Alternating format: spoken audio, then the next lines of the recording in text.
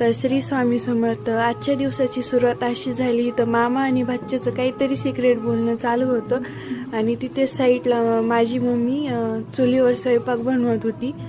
मम्मीला स्वयंपाक जरा लवकरच बनवावा लागतो कारण की आमच्या इथे 5-6 मिनिटचे डबे चालू आहेत. त्यानंतर मी श्रीसाठी सॅरेलॅक्स बनवलं होतं, रेडीमेड भेटतं ते.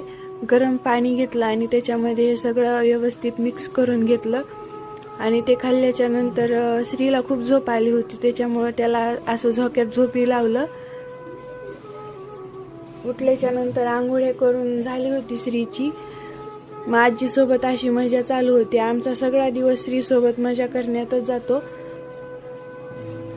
बघा कशी मस्ती चालू आहे दोघांची. त्यानंतर श्रीचा डिनरचा टाइम झाला होता, त्याच्यामध्ये पोहे घेतले मी. पोह्यांना भिजू घातलं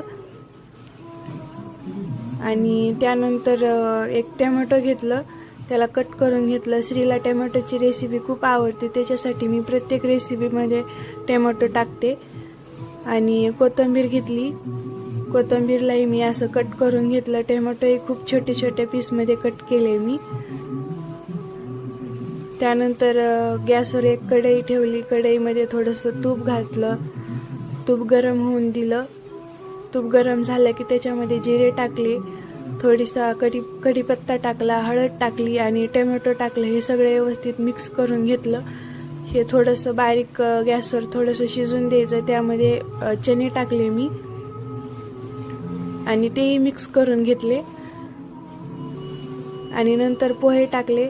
पोहे टाकून पाणी टाकलं मी त्याच्यामध्ये. पाणी थोडं जास्त टाकायचं म्हणजे ते मऊ शिजून जातं. आणि कोथिंबीर टाकली आणि शिजून दिलं. ते मस्त मऊ शिजलं की मॅश करायचं आणि बाळाला खाऊ घालायचं. ही ते बघा श्रीची मजा चालूच होती. इथं हा टप दिला होता म्हणून तो खूपच खुश झाला होता, खूप मोठ्या मोठ्याने हसू लागला. मग तर असा गेला आजचा दिवस.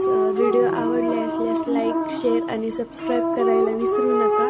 श्री स्वामी समर्थ.